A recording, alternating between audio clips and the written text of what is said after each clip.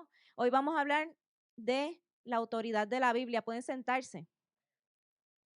Esto es un tema que más de una ocasión se ha tocado aquí en la iglesia.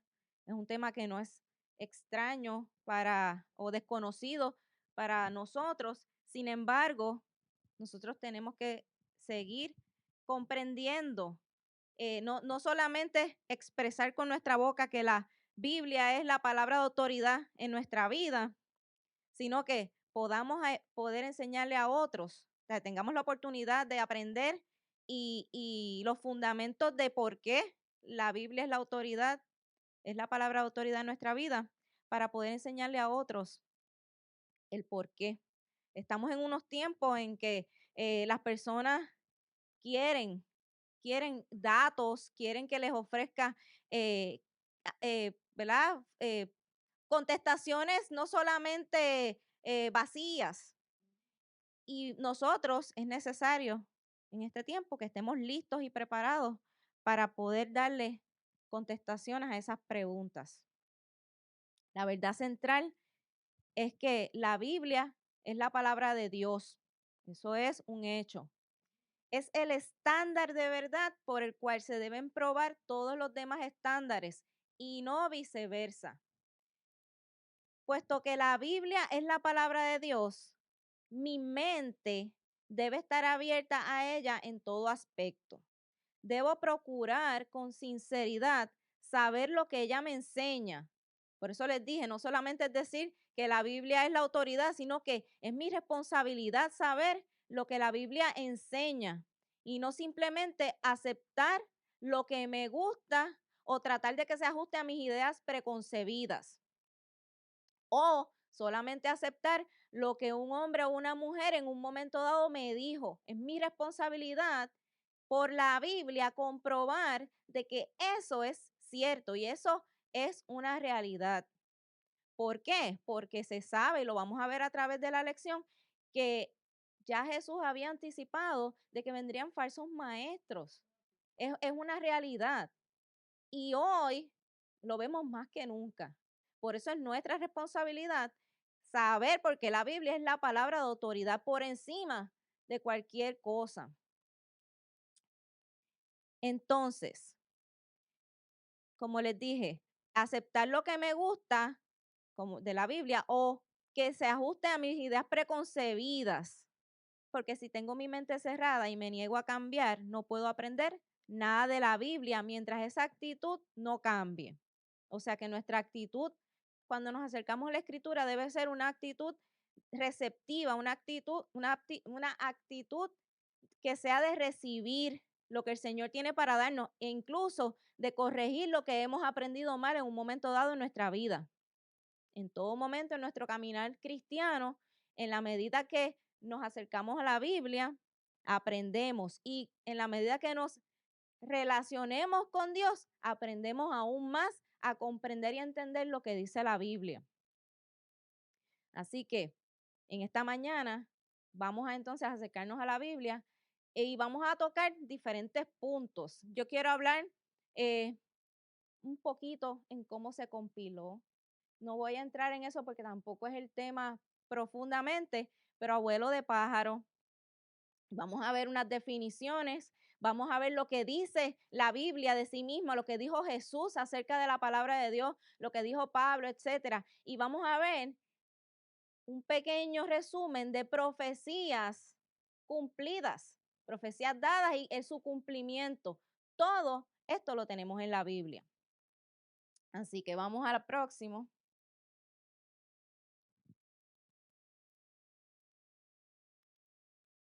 Déjenme buscar mis notas porque hay mucha información aquí que les quiero compartir. La Biblia, esto sí lo conocemos nosotros, consta de 66 libros, o sea que es una compilación de obras, aproximadamente 40 autores. Eso, pues a través de la historia se ha ido estudiando y determinando. Y lo más importante y lo más bonito de esto es que a través de el proceso de compilar esto que tenemos hoy día, tomó un periodo de 1600 años. De nuevo, esto es un repaso. esta información ya nosotros lo tenemos. Pero cada vez que yo veo esto de que el periodo que tomó compilar la Biblia, como en su totalidad, de principio a fin, en redactarla, fue de 1600 años. Y lo cónsono que es un tema con el otro, como a través de todos los libros no hay contradicciones, todo se entrelaza, como personas de diferentes culturas, de diferentes eh, niveles sociales, épocas, en diferentes lugares, pudieron plasmar aquí la palabra de Dios. Realmente es maravilloso. Y cuando yo estaba preparándome para la clase, yo estaba pensando, ¿cuánto puede cambiar el mundo en 1600 años? ¿Cuánto puede cambiar el mundo? Les voy a dar un ejemplo. Yo he tratado a través de estos años con mis hijas explicarle cómo eran las cosas cuando yo crecía. ¿Verdad? Yo soy de la generación llamada millennial, de los casi, de los bien, de los más mayorcitos, ¿verdad? Para ser sincera. Pero esa generación vio y creció con muchos cambios tecnológicos, a eso me refiero, con muchos cambios tecnológicos, muchos cambios que en 30 años han sido brutales, cosas que en 100 años no ocurrieron con la velocidad que han ocurrido en estos 30 años. Entonces, yo he tratado de explicarle, por ejemplo, cómo funcionaban las computadoras, cómo funcionaban las conexiones al internet, que era bien lento y ellas a veces no lo pueden imaginar porque ellas viven en un mundo que va bien rápido. Todo es como ellas no tienen la paciencia para aguantar un programa en vivo que tenga anuncios comerciales. No lo aguantan porque su generación va a otra velocidad y solamente han pasado 30 años entre el comienzo hasta ahora de todos esos cambios. Imagínense entonces que la Biblia se redactó en un periodo de 1600 años. ¿Cuántas cosas pueden cambiar en 1600 años? ¿Cuántos cambios culturales? ¿Cuántas cosas pueden pasar? Y que todo aquí haga sentido de que la palabra de Dios haya sido una aquí plasmada. Y cuando lo vemos desde esa perspectiva, realmente es maravilloso. La Biblia consta del Antiguo y el Nuevo Testamento. Esto es a modo de repaso. Testamento quiere decir pacto o acuerdo. En el Antiguo Testamento podemos ver el pacto que hizo Dios con el hombre acerca de su relación antes de que Cristo viniera. Sabemos que en el Antiguo Testamento, la relación con Dios del hombre era una separación porque estaba el pecado y para poder aplacar ese pecado y poder entonces tener una relación con, el hombre pudiera tener una relación con Dios, había un método, había un proceso de sacrificios. En el Nuevo Testamento es el acuerdo que hizo Dios con el hombre acerca de su relación con el Padre después de que vino Cristo. Vino y murió por nuestros pecados, el sacrificio perfecto. Todo eso está compilado en la Biblia. Podemos ver todas esas profecías que en el Antiguo Testamento anunciaban la venida de nuestro Señor Jesucristo, cómo fueron cumplidas y cómo luego en el Nuevo Testamento queda plasmado esa promesa de que Cristo regresa por la iglesia. Esa es nuestra esperanza. En eso creemos. A modo de repaso, tenemos que el Antiguo Testamento consta de 39 libros. Otra cosa maravillosa y preciosa de la Biblia es que hay variedad literaria. Tenemos desde poesía, tenemos libros proféticos, tenemos libros históricos, tenemos cartas, tenemos libros pastorales, tenemos evangelios, tenemos libros históricos, como les dije, y tenemos libros proféticos. O sea que hay de todo. Y podemos en el proceso de nosotros estudiar y poder hacer una buena interpretación de la Biblia, esos detalles es necesario que los conozcamos para nosotros saber de dónde el contexto de los escritos para poder hacer una buena interpretación, que de eso estuvimos hablando el año pasado. Así que por encimita, eso podemos hablar de la Biblia. Continuando con los detalles interesantes acerca de la Biblia, tenemos unos datos que recogí del International Bible Society. Esto fue al 2017 y me provee que la Biblia entera se ha traducido a 670 idiomas distintos. ¿Por qué es importante hablar de esto? Porque la Biblia no se escribió en español, la Biblia no se escribió en inglés, ni en francés, ni en italiano, ni siquiera en el griego moderno que se habla en Grecia hoy día. No, es otro. La Biblia se escribió ¿en qué idiomas?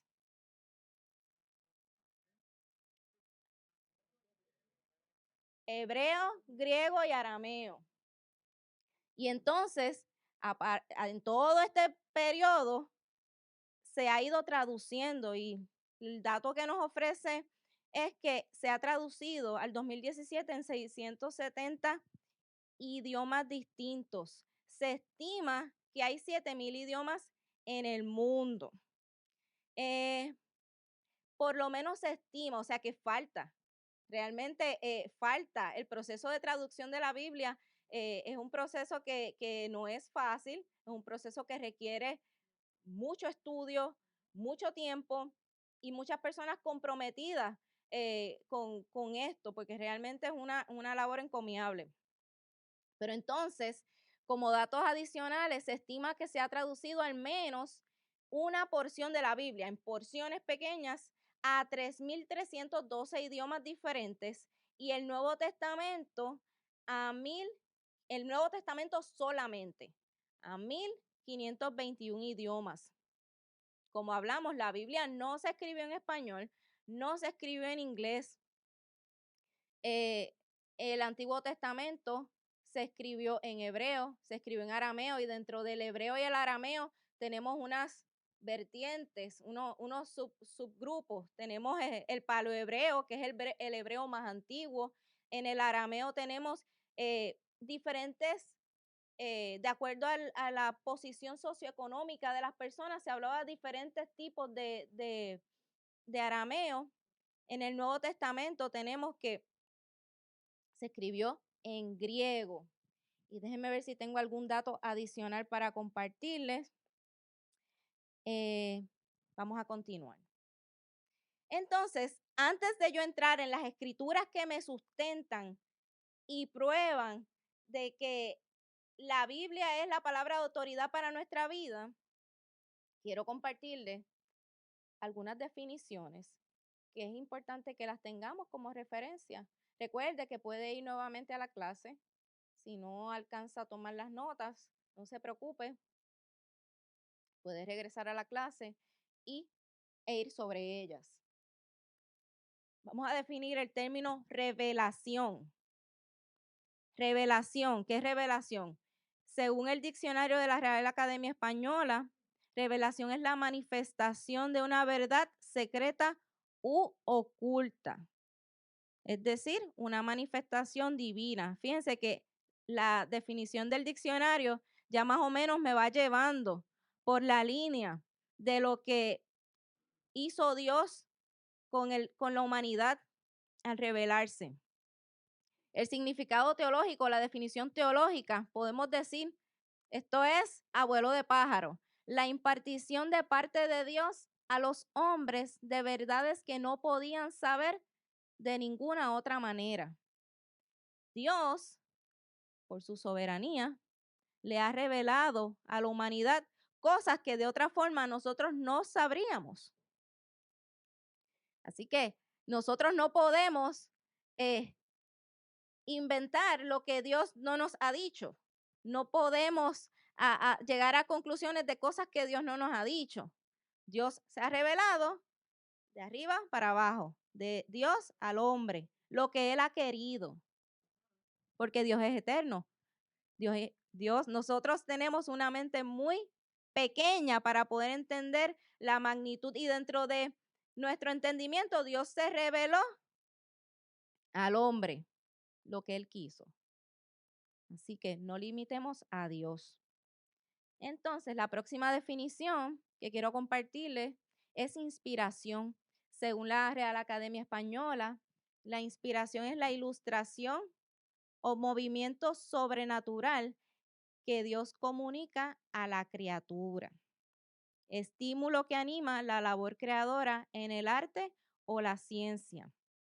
Por eso decimos que cuando un pintor está mirando un paisaje, se inspira y comienza a pintar.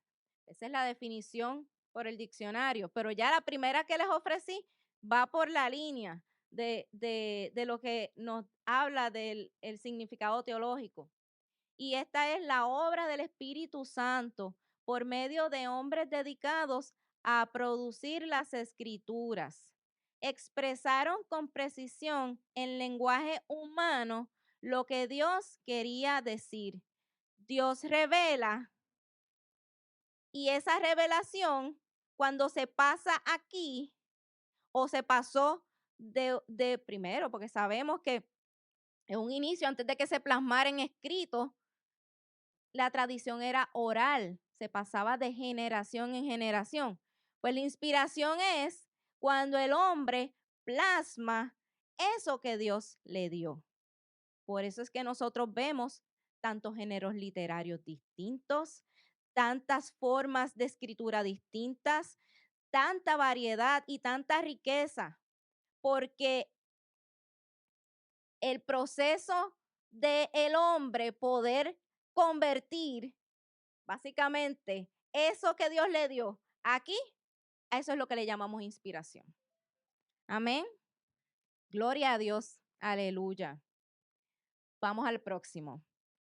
Canon. Podemos definir a canon, según el diccionario, como una regla o precepto, catálogo de libros tenido por la iglesia como auténticamente sagrados. Así que no se aleja mucho. El término griego canon es de origen semítico y su sentido inicial fue el de la caña, una vara de medir, donde se mide las cosas. Posteriormente, la palabra tomó el significado de vara larga o listón para tomar medidas, usado por albañiles o carpinteros. En hebreo gana literalmente significado de caña, de la misma forma. En latín y en castellano transcribieron el vocablo griego en canon, pero con C, no con K, sino con C. La expresión además adquirió un significado metafórico que se empleó para definir las normas y patrones que sirven para regular y medir no solo las cosas, sino la vida misma o la conducta humana. Entonces, la iglesia usa esta palabra canon para referirse a una regla o estatuto o reglamento de lo que cree, especialmente los libros inspirados y aceptados por la iglesia. Y vamos a hablar de esto en breve. Como dijimos, esto es un catálogo, hubo un escogido, pero esto no fue al azar de que alguien dijo, esto sí, esto no. Quiero hablar un poquito sobre eso.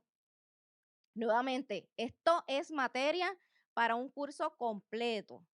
Obviamente, estamos haciendo un resumen breve. Vamos aquí.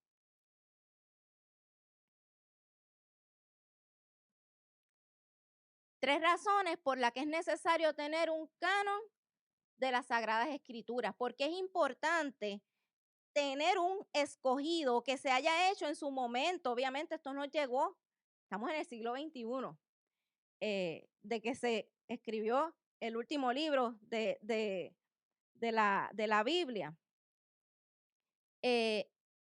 ¿Por qué es necesario? Primero, para tener la revelación completa de Dios. Aquí está contenida la revelación completa de Dios. Cualquier cosa que ocurra en este tiempo tiene que pasar por aquí. Ya no hay revelación. O sea, de que venga una persona y diga que tiene una nueva revelación. Eso no es de Dios. Hay personas que sí, ciertamente Dios le habla, pero la palabra que Dios le dé tiene que pasar por aquí, porque creemos que Dios habla a través de los profetas, e incluso Dios habla a nuestra vida, a través del Espíritu Santo de Dios, habla a nuestra vida para corregirnos, para enseñarnos, e incluso para ayudarnos a entender la Biblia. Cuando usted se acerca a la Biblia y usted no la entiende, ore al Espíritu Santo para que lo ilumine y le diga, mira, hijo, hija, o como la relación que usted tenga con Dios, esto quiere decir esto, para corregirte. Así que es importante que el canon se creó y se cerró porque ya aquí está contenida la revelación completa de Dios. Número 2, se preserva, o para que se preservara, mejor debe decir, el mensaje para las próximas generaciones. En un principio, la tradición oral pasaba de generación en generación, pero era necesario, y esto lo vimos tan cercano como en los evangelios. Una vez Jesús muere, resucita y asciende, quedaron los dichos de Jesús, las personas que fueron testigos. Pero ¿qué pasó con esas personas? Esas personas fueron muriendo. O sea que el testimonio de esas personas tenía que quedar plasmado para que llegara a usted y llegara a mí.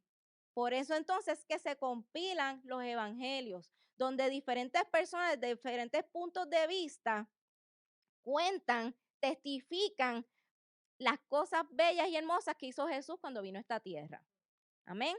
Así que es importante. Esto es importante que lo conozcamos porque aquí está la vida y ministerio de Jesús y por eso nosotros regimos nuestra vida. Número 3, cuando usted tenga una duda de cómo proceder en algún asunto, vaya y mire lo que dice Jesús. Número 3, para excluir muchos libros falsos o ilegítimos que se escribieron siglos después de Cristo. Voy a detener brevemente aquí. En este tiempo, ¿verdad? Donde estaba todavía el proceso de la iglesia en formación, surgieron personas que nuevamente alegaban tener una nueva revelación.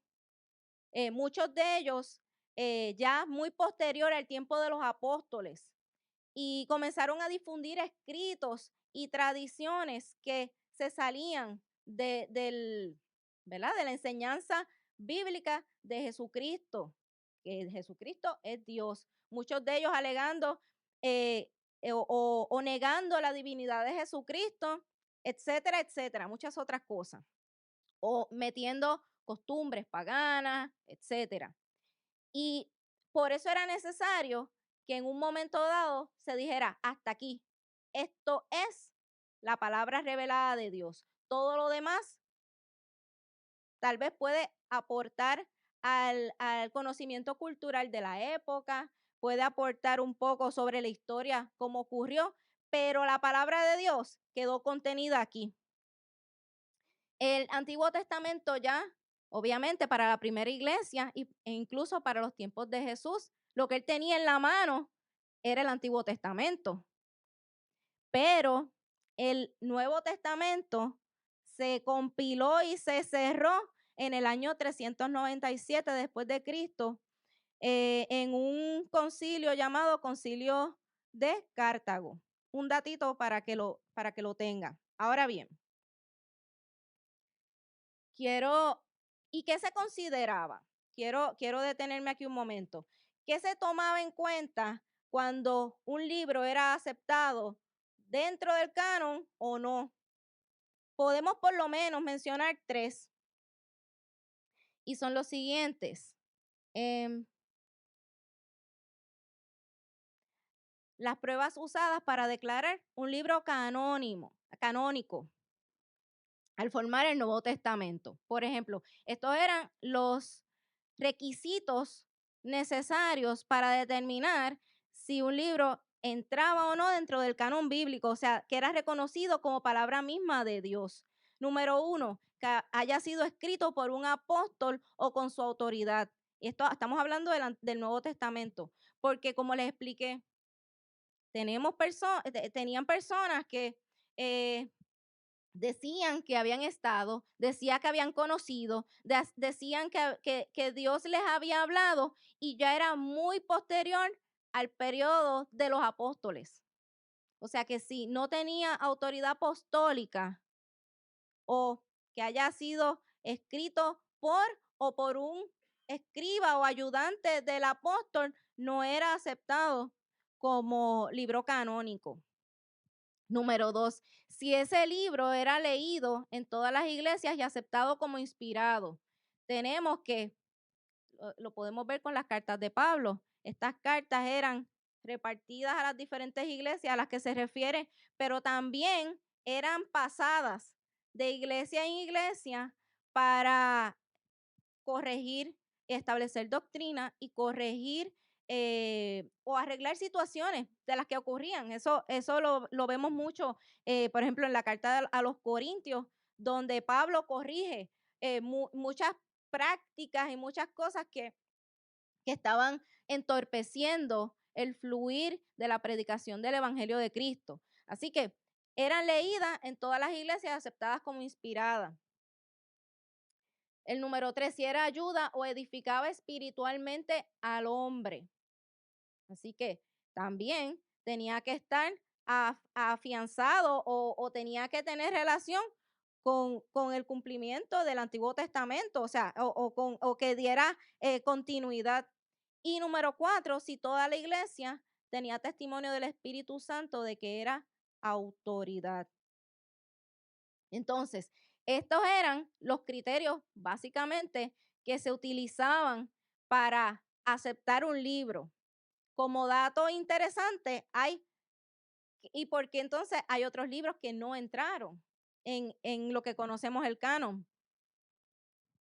Y tengo algunos razones de por qué no. Em, por ejemplo, libros que nunca fueron citados por nombre en el Nuevo Testamento por Cristo ni por los apóstoles. No se hallaban en el catálogo de libros canónicos durante los primeros 4 siglos de la era cristiana. Los mismos libros nunca reclaman autoridad o inspiración divina. Otros contenían errores históricos, geográficos y cronológicos.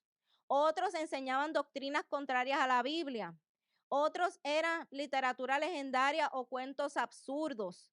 Em, y salieron muchos evangelios, hermanos, y que hablan de la vida de Cristo, de Jesús, y realmente son cuentos literalmente legendarios, cuentos absurdos, y que nuevamente se escribieron bien posterior al tiempo de los apóstoles. Su nivel espiritual y moral estaba muy por debajo de los libros del Antiguo Testamento. O sea que había libros que cuando se pasaba a través de la escritura que ya estaba disponible, no pasaban, entre otras cosas. Y la iglesia primitiva declaraba que algunos contenían enseñanza provechosa, pero nunca los hizo católicos, nunca los hizo canónicos. Fue hasta el siglo XVI, o sea, 12 siglos después, que la iglesia católica aceptó ciertos libros. Por eso tenemos que en el Antiguo y en el Nuevo Testamento, en la Iglesia Católica, tiene otros libros que no tiene la Biblia de nosotros. Pero sepan que esos libros siempre estuvieron ahí entre sí y no, hasta que 16 siglos después los aceptaron. Así que, nuevamente, son libros que, por lo menos yo vengo de la escuela de que uno debe estudiarlo todo. No se toma como palabra de Dios, pero aportan datos históricos y conceptos de la época.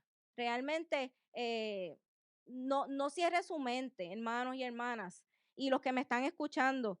eh, Ese es el problema que muchas veces está enfrentando a la iglesia en este tiempo, que fortalezca su fe, afiáncese en Jesucristo y estudie, expóngase a la palabra, lea, aprenda de la historia del tiempo. Miren, como le estaba dando el ejemplo ahorita, de que hace 30 años las cosas eran bien distintas, es necesario que para nosotros poder hacer una interpretación correcta de la escritura, nosotros sepamos qué ocurría en ese tiempo, cómo se movían las cosas, cuál era la visión del hombre en ese tiempo, cómo se trataba a la mujer, cuál era la posición de la mujer, porque no podemos leer con el pensamiento del hombre y la mujer del siglo XXI, porque vamos a quedarnos muy cortos en el entendimiento o en la comprensión de los textos. Amén. Así que vamos a seguir por aquí. Y no me quiero extender demasiado. No le quiero robar tiempo a la prédica y al servicio, pero vamos poco a poco. Ok. Y ahora quiero que aquí vamos a ir buscando la escritura. ¿Quién tiene micrófono para que lo vaya pasando? ¿Cuál fue el propósito de Cristo en relación a las escrituras del Antiguo Testamento? O sea, ¿qué pensaba Cristo sobre las escrituras del Antiguo Testamento? Mateo 5:17. Léelo, Javier. A Jesús. Dice, no malinterpreten la razón por la cual he venido. No vine para abolir la ley de Moisés, a los escritos de los profetas. Al contrario, vine para cumplir sus propósitos. Amén. Así que, para los que dicen que ya el Antiguo Testamento no tiene ninguna validez, Jesús le da autoridad al Antiguo Testamento. Y él no vino a abolir, sino a cumplir la ley en su totalidad. Amén. Vamos al próximo.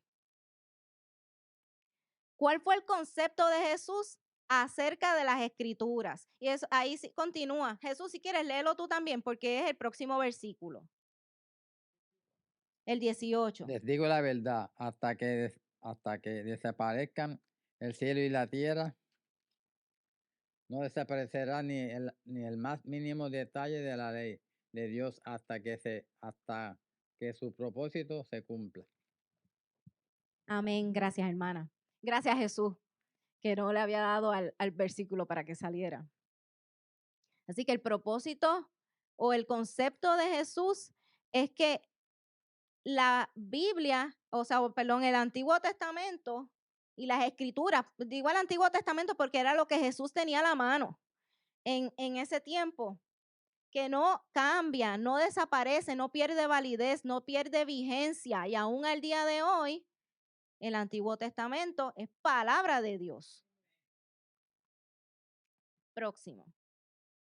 ¿Cuál fue la actitud de Jesús hacia sus propias enseñanzas? Ahora vamos a darle validez al propio Nuevo Testamento, a los evangelios. Lourdes.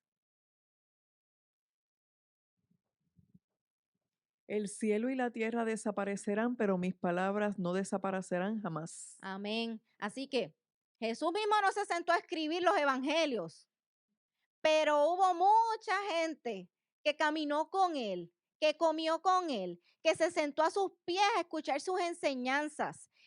Esos testimonios son los que quedan aquí registrados. Y Jesús mismo considera que esas palabras no desaparecerán y no desaparecieron, hermanos, están aquí. Gloria a Dios por eso. Porque mire que tenemos situaciones en esta vida que se contestan mirando lo que Jesús hizo, viendo lo que Jesús habló, o sea, escuchando o leyendo lo que Jesús habló, leyendo lo que Jesús habló, y sobre todas las cosas, lo que hizo. Tenemos mucho que aprender. ¿Cuál fue la actitud de Jesús no, voy al próximo. ¿Cuál es el objetivo de Dios para nosotros al darnos un libro inspirado, Natalie? Toda la escritura es inspirada por Dios y es útil para enseñarnos lo que es la verdad, para hacernos ver lo que es mal en nuestra vida. No nos corrige cuando estemos equivocados y nos enseña a hacer lo correcto. Gloria a Dios. Segunda de Timoteo, capítulo 3, versículo 16. ¿Cuál es el propósito o el objetivo de Dios al darnos esa palabra inspirada? Que vivamos una vida santa, que vivamos una vida conforme a como Él quiere, como Él ha establecido en la misma palabra, a que llevemos una vida recta. Y esa misma palabra, en el momento en que nosotros estemos mal en pecado, nos corrige y nos enseña a hacer lo correcto. Así que eso es nuestra alma en este tiempo, es nuestra alma poderosa. Vamos al próximo. ¿Cuál es el primer propósito de la escritura para nosotros? Esto fue Timoteo Pablo hablándole a Timoteo en 2 de Timoteo 3:15. ¿Quién me lo lee? Jaden.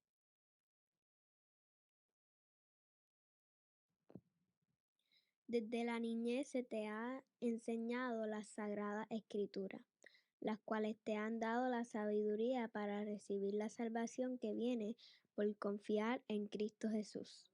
¿Cuál es el primer propósito de la escritura para nosotros? Llevarnos al conocimiento de la salvación por la fe en Cristo Jesús. No hay más ningún camino. No hay atajos. Es a través de Cristo Jesús. Es el único camino que nosotros tenemos para conseguir salvación. Amén. Por confiar en Cristo Jesús. No por cuán buenos seamos, ni por cuántas personas ayudemos.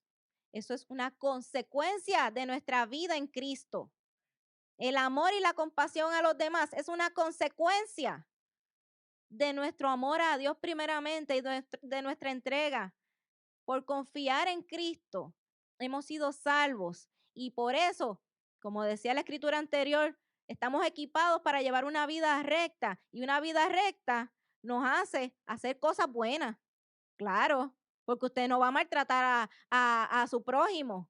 Si usted lleva una vida recta en Cristo, usted va a ayudar al prójimo, pero eso no le va a dar puntos, como dicen por ahí, puntitos, acumular puntos para salvación.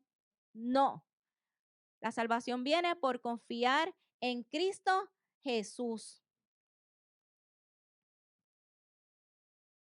Miren lo que dice Primera de Corintios, capítulo 14, versículos 36, 37.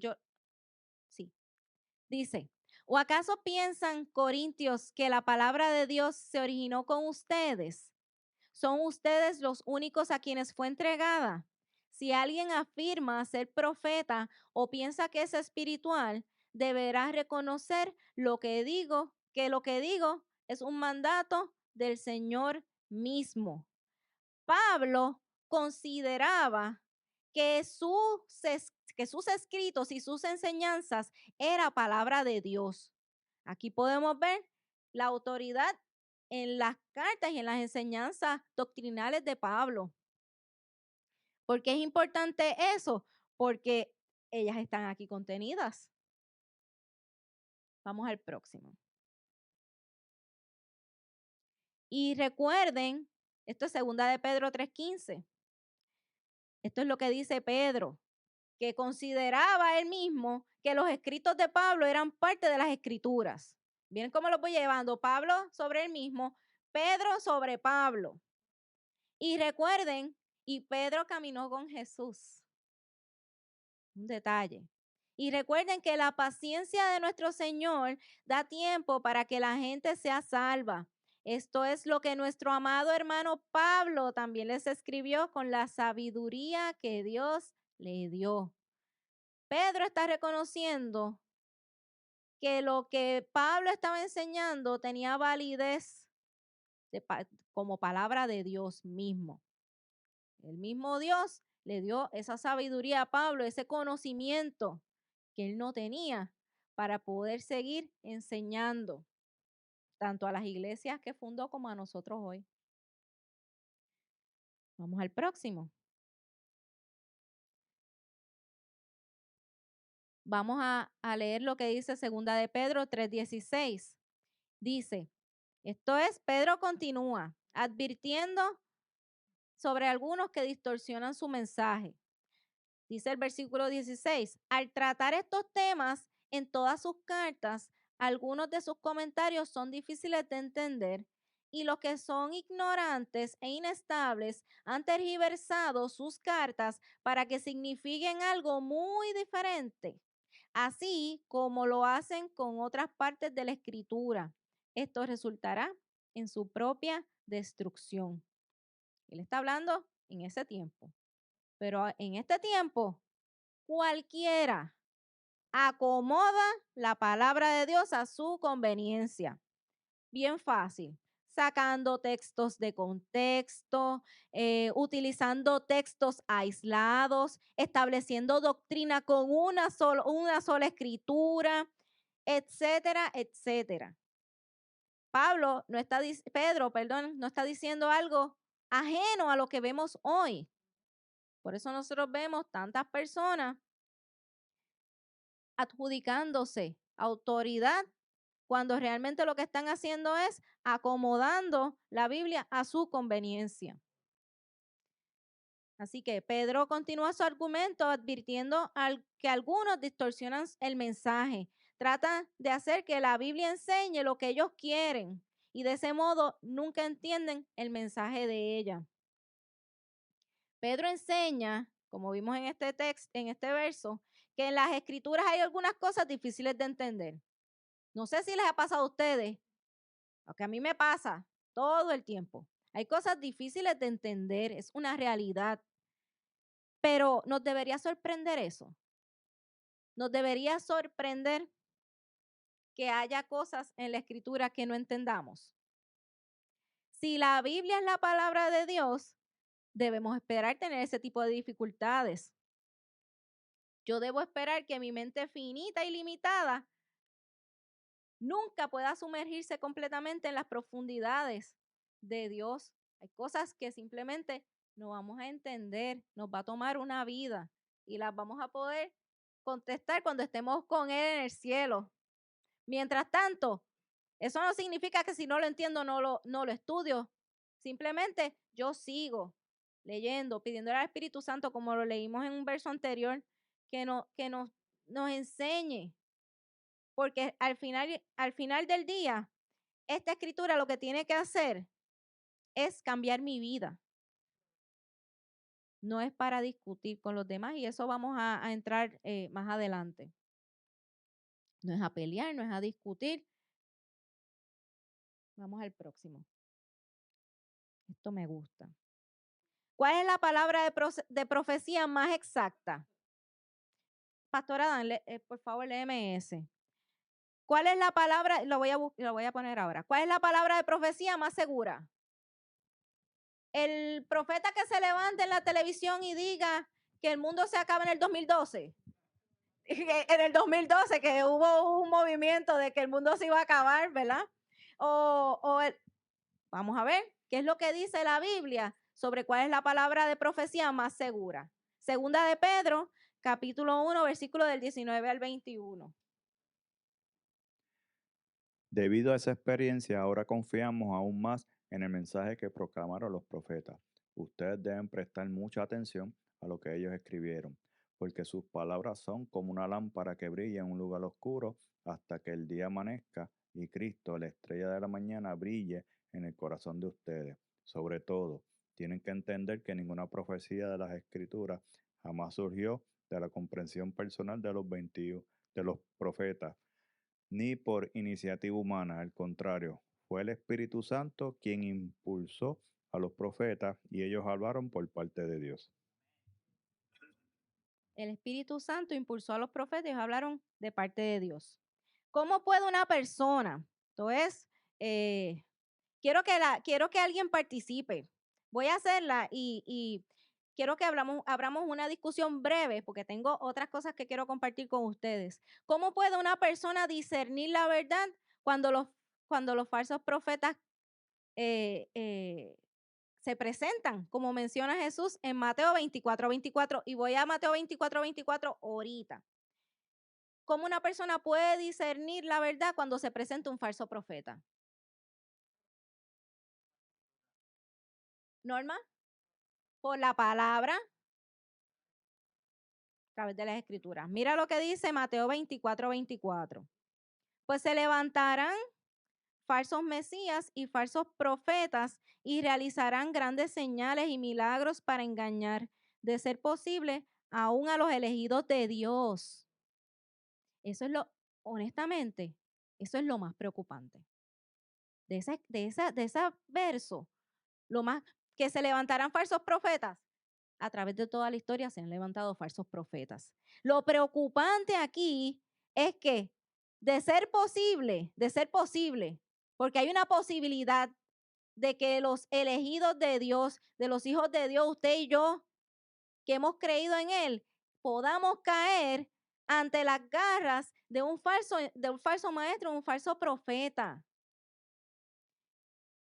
Es necesario que la iglesia se siga educando. Es necesario que la iglesia se siga comiendo el rollo, como dicen popularmente dentro de la iglesia. Es necesario que sigan leyendo la escritura, que sigan teniendo hambre y sed, que vengan a la escuela bíblica, que se abra discusión, que no nos vayamos con dudas. Nosotros no necesariamente lo sabemos todo, ya está establecido que hay cosas en la palabra pero juntos nos unimos y estudiamos la Biblia. ¿Por qué? Porque cabe la posibilidad de que aún los elegidos de Dios caigan. Y dice el 25, miren que les he advertido esto de antemano. Jesús nos está advirtiendo de que eso puede pasar y de que eso ha pasado y que seguirá pasando. Pastora Emily, dame un segundito en lo que te alcanzan el micrófono, que quiero que te escuchen.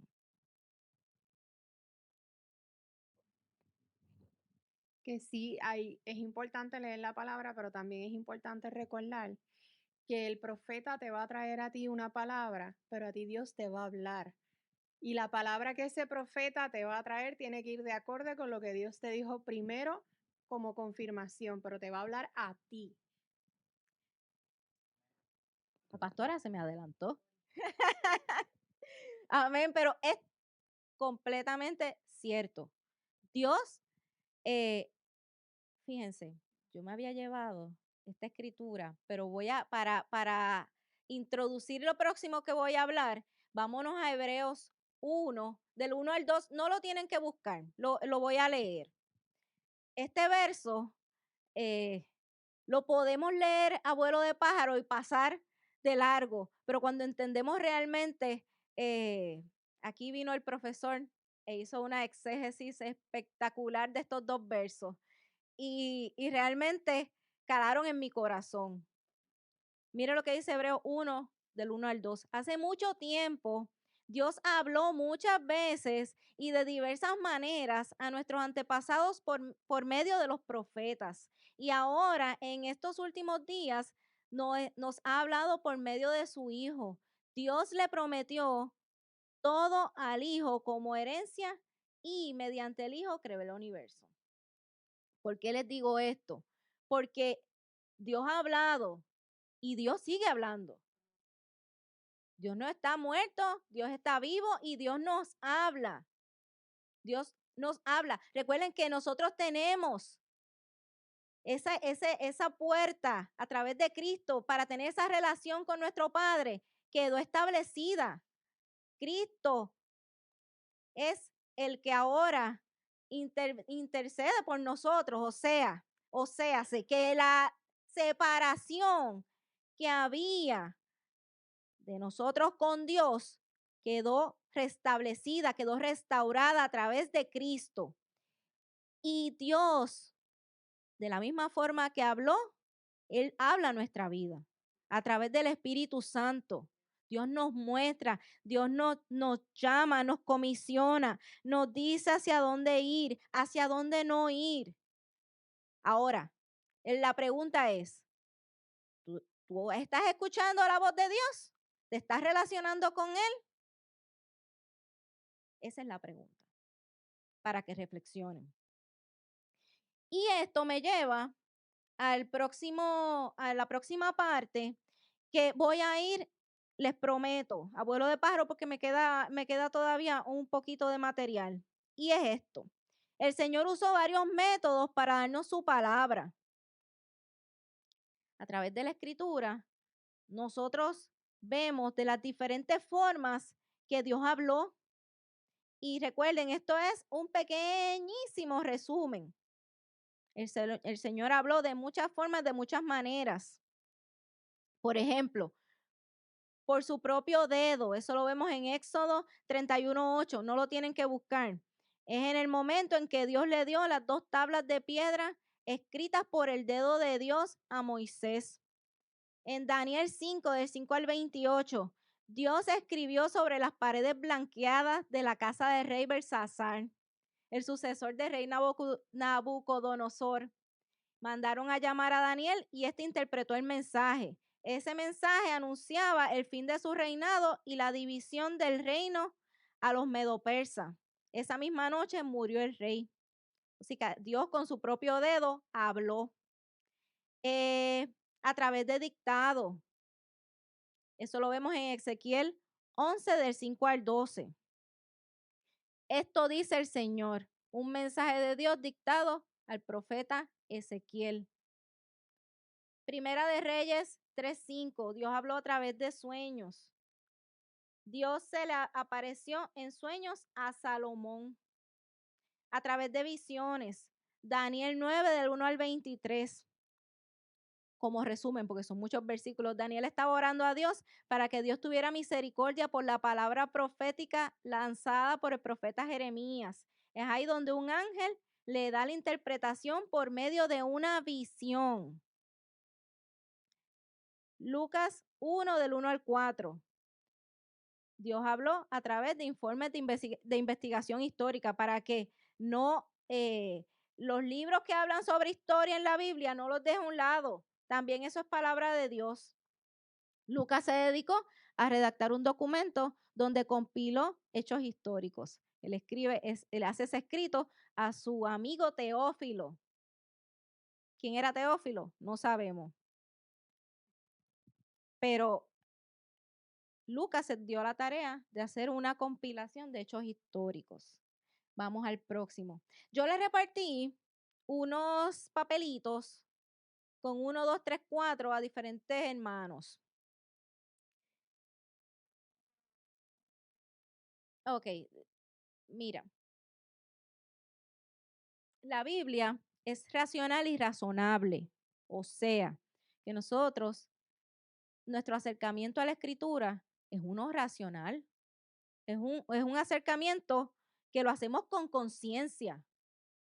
Y por eso quiero que me ayuden a leer estas escrituras. ¿Quién tiene la número 1? Anita. Isaías 1:18. Vengan ahora, vamos a resolver este asunto, dice el Señor. Aunque sus pecados sean como la escarlata, yo los haré tan blancos como la nieve. Aunque sean rojos como el carmesí, yo los haré tan blancos como la lana. Amén. Dios nos pide a cada uno de nosotros que hagamos cuentas con Él. Como decía el profeta Isaías en ese momento en particular. ¿Por qué les digo eso? Porque el proceso de nosotros acercarnos a Dios requiere que nosotros tomemos una decisión racional. Que una persona, y esto lo digo con mucho respeto, que una persona se acerque y llore y se lamente, pero no se arrepienta, no significa nada. Tiene que haber un reconocimiento, un acto racional de reconocer que ha pecado delante de Dios, que necesita arrepentimiento y entonces es perdonado.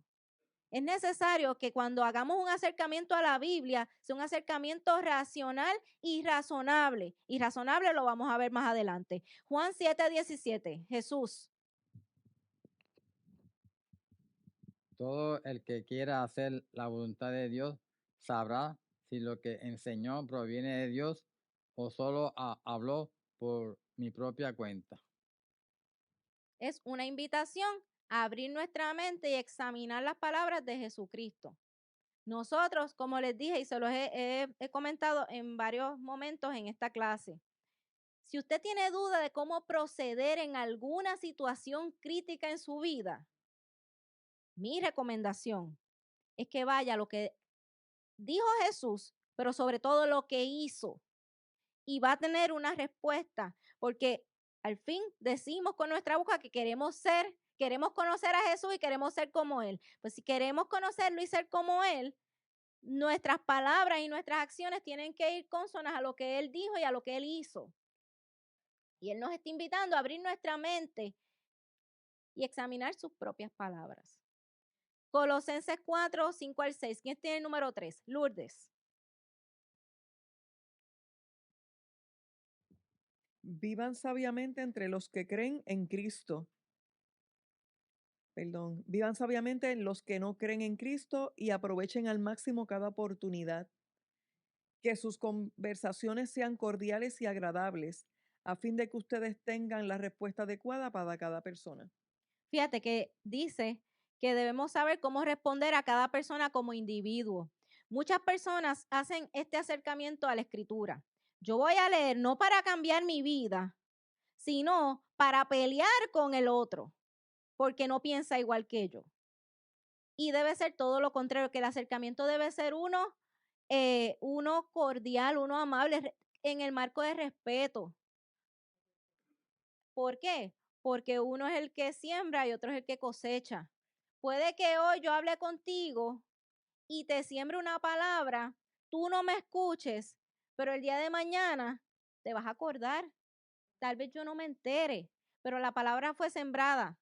Ahora imagínense que yo me siente con mi hermana Lourdes y le diga, no, es que tú estás mal y la Biblia dice así y hasta el punto de la violencia que se da. ¿Qué está haciendo uno? Está dañando el testimonio, está dañando la palabra porque la persona no está viendo no te está viendo a ti, te está viendo que Dios es así. El concepto que va a tener de Dios es uno negativo. Eso entre muchas otras cosas. Y al final, el que convierte no es el hombre, es el Espíritu Santo el que convence. Así que libérese. Quítese esa presión de encima de que todo el que yo le hable tiene que aceptar a Cristo. Usted siembra la palabra y siga caminando. Ese es el trabajo de nosotros. Ni usted ni yo morimos por esas vidas.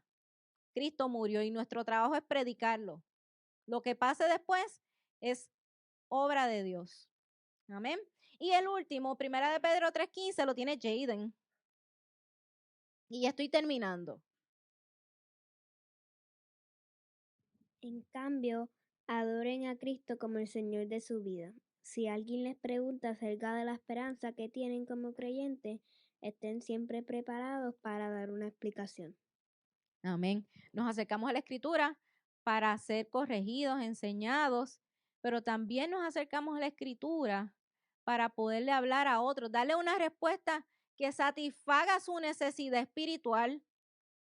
Como les digo, y para eso hay que tener sensibilidad. Por eso dice que la Biblia es racional, porque nuestro acercamiento debe ser uno con conciencia, pero es razonable también. Aprendemos de ella para poder trabajar con otros. Al fin y al cabo, cumplir con el propósito de Dios en nuestra vida. Y por último, yo quiero compartirles brevemente, y esto no voy a leer cada escritura, pero me pareció bien interesante y le da fuerza al que aún tenga duda de que si la Biblia es autoridad o no es autoridad. Esto es una pequeñísima compilación de profecías que se dan en el Antiguo Testamento que son cumplidas, específicamente hablando de Cristo Jesús. Por ejemplo, se predijo o se profetizó que Cristo sería la simiente de la mujer, se cumplió. Nacería de una virgen, se cumplió. Sería llamado Emanuel, se cumplió. Nacería en Belén, se cumplió. Será gobernante, se cumplió. Y al que esté viendo la clase, que le interese, vaya y le dé una captura de pantalla y lo puede tener como referencia. Muchísimas más. Acerca de la muerte y resurrección de Jesús. Vendido por 30 monedas de plata, se cumplió. Será aborrecido sin causa, se cumplió. Morirá como sustituto por nuestros pecados, se cumplió. Sus manos y pies serán perforados, se cumplió. El Mesías será resucitado de los muertos y se cumplió, y gloria a Dios por eso, porque por eso hemos sido salvos. Y en este tiempo podemos declarar que Jesucristo es el Señor. Así que Dios les bendiga. ¿Alguna duda, pregunta, comentario adicional? No se queden así. No se queden así como el búho. Así que la semana que viene vamos a estar hablando acerca de la santidad de Dios. Y como texto de referencia, aunque se usarán muchos más, pueden acercarse a Isaías capítulo 6 y de ahí parten. A los que sabemos que hay aquí hermanos y hermanas que les gusta estudiar previamente las escrituras antes de la clase. Así que Dios les bendiga.